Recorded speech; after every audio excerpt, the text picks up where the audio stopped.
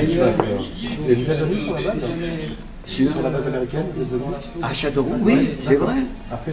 Oui, mais oui, bien sûr.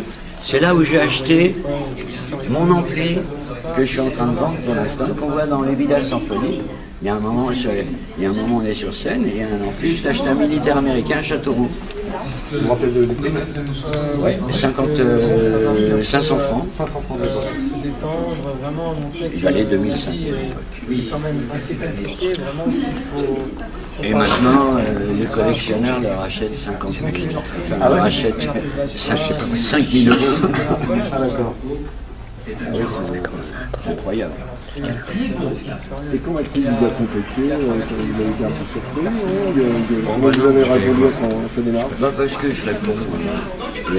J'ai même répondu un jour dans les embouteillages, on était sur le périphérique, lui il était sur l'autre file, il a ouvert la glace, il m'a reconnu, on n'avançait pas, il m'a dit comment je peux faire pour le métier. On a roulé pendant 20 minutes dans les embouteillages, je lui ai expliqué ce qu'il fallait faire. Non, je réponds. Oh, pardon. Et voilà, quoi. Non, quand Maxime m'a appelé,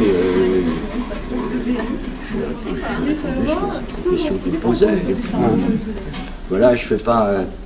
À partir du moment où je me suis aperçu qu'il ne voulait pas me vendre des fenêtres ou des assiettes, j'ai dit OK. Est-ce que vous êtes toujours marié tout au long de votre vie? Parce que c'est l'impression que ça donne, les Charlots. Moi, ça a toujours été une grosse blague qui continuait, quoi. Je veux dire qu'on n'a jamais eu de considération sérieuse. Qu'est-ce que t'en penses? Grave. Il n'y a jamais eu de considération grave. À part, bien sûr, les drames de la vie, tout ça. Le seul truc marrant, c'est Gérard Benali qui est parti la dernière. C'est bizarre, c'est étonnant. Le seul truc marrant qui est un peu énervé aussi, c'est que moi j'ai perdu ma femme dans un accident de voiture et mon fils qui a manqué d'y rester et que le soir il fallait que j'enterrais le matin, le soir il fallait que j'aille sur scène. Ah mais moi je sais pas. En 70.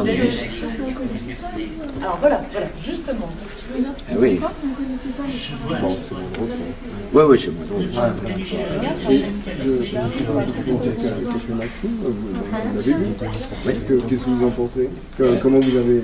C'est bien, enfin le documentaire, parce qu'il a fait plein, il m'a montré les interviews qu'il a fait, tout ça. C'est bien, c'est sympathique, et puis à partir du moment où il laisse... Alors, qu'est-ce qu'on voit? Ouais, non. Si on vous demande votre âge, vous êtes pas? Non, 70. 71 à la fin de l'année. Vous êtes le genre de personnage qu'on imagine jamais vu, vous êtes vraiment le jeune gars des années 70. Si vous voyez l'intérieur, avec deux i, si vous voyez l'intérieur.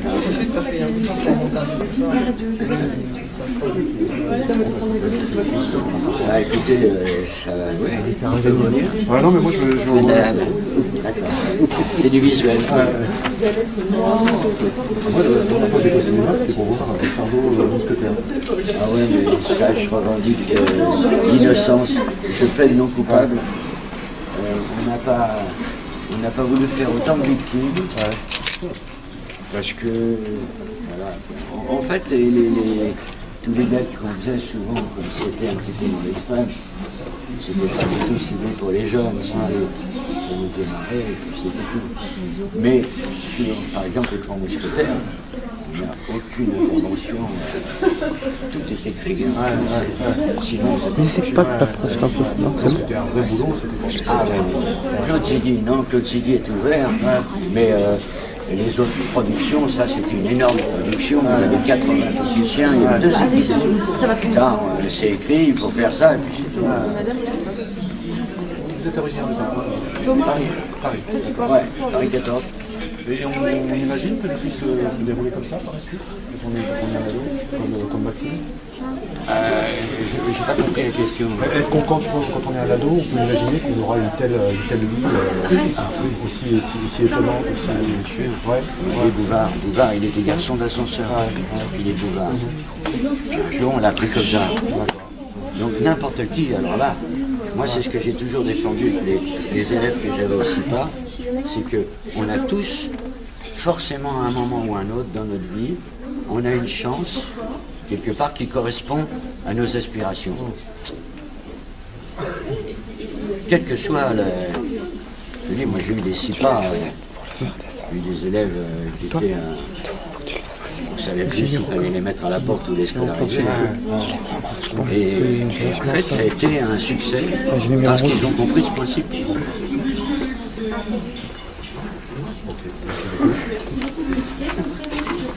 Bon, ben, je vous souhaite un bon après-midi. Bon, ben, je vais rentrer chez moi.